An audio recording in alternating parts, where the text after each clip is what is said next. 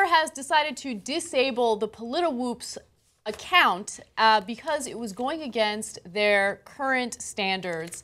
And a lot of people are questioning whether or not that's true. Now, Politiwoops is, or was, an account that was set up by the Sunlight Foundation, and the whole point of it was to ensure that whenever an elected official decides to delete a tweet, they would post it to ensure that there was transparency and accountability for any type of public post that an elected official puts up there.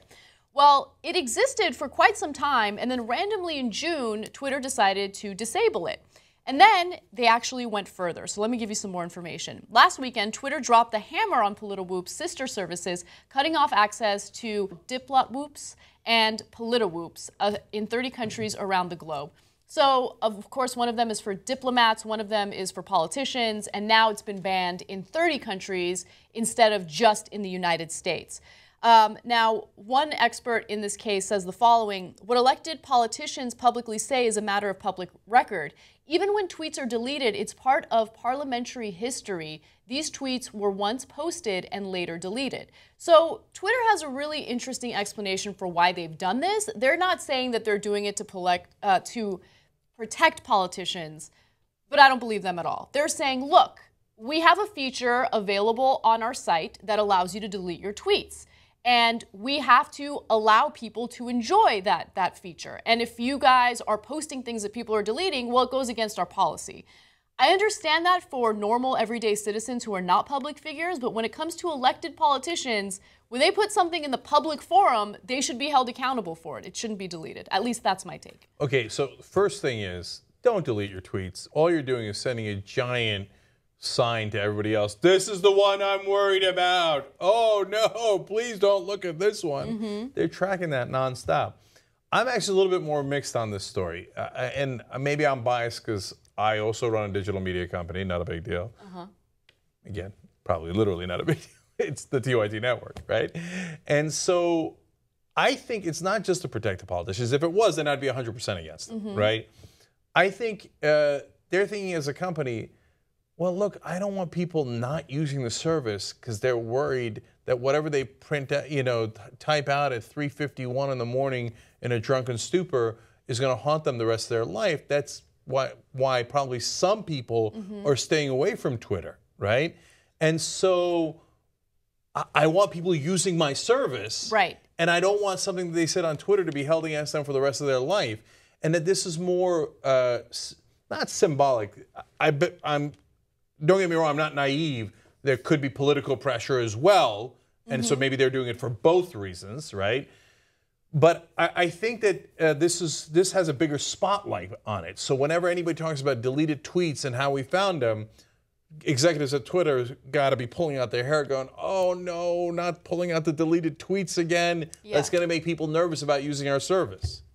They might very well be concerned about that, but unfortunately, Twitter has won. Okay, if you are a public figure who doesn't have a Twitter account, you're actually at a very huge disadvantage compared to other people.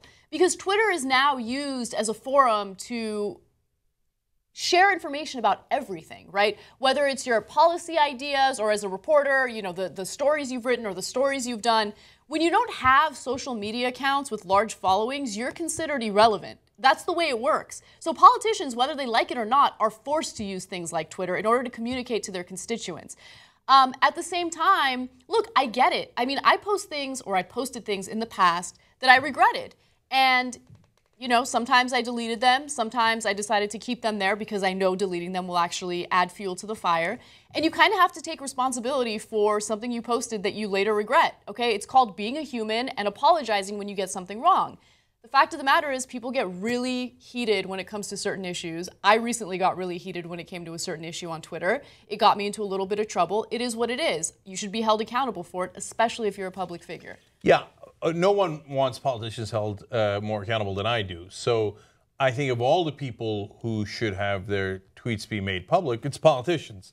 So if Twitter wanted to send a message, I think that they've ironically sent the wrong one here. I get, like I said earlier, I get the intent, and they want as many people using their service as possible, real people, but by doing this, it seems like you're in bed with the establishment and sends a message you don't want. That's less inviting rather than more inviting. So it's a little counterproductive on top. Right.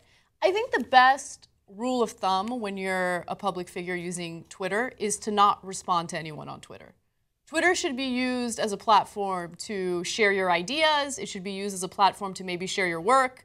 But I now have a policy against responding to people unless it's a nice tweet. If it's a nice tweet, I'll respond to you. If you're trying to provoke me, you're not going to get a response from me ever again. You can't respond to someone in 140 characters and get your point across in an effective way. Look, last thing I'll say on it. I like the back and forth, but the problem that happens is that then they camp out and they swamp out everybody else. So Twitter was a great way to talk to the viewers of the show. But then once you get into a back and forth with whichever group, they decide, okay, yes, now we're having fun. So then they'll send in 10, 20, however many guys, and tweet after tweet after tweet. And it's like money in politics. They have a larger megaphone because all they do is sit there all day long drowning out other people's tweets. So then then I can't communicate with the rest of the audiences effectively, and they ruin it for everyone. So it's not like I haven't engaged people. I've engaged people probably more than anyone else, with the possible exception of Donald Trump, right?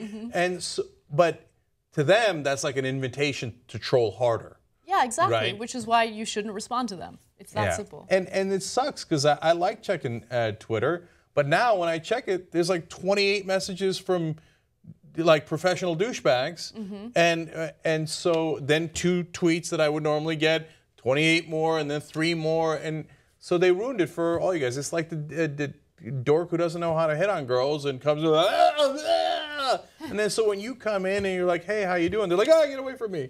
See, like that other guy?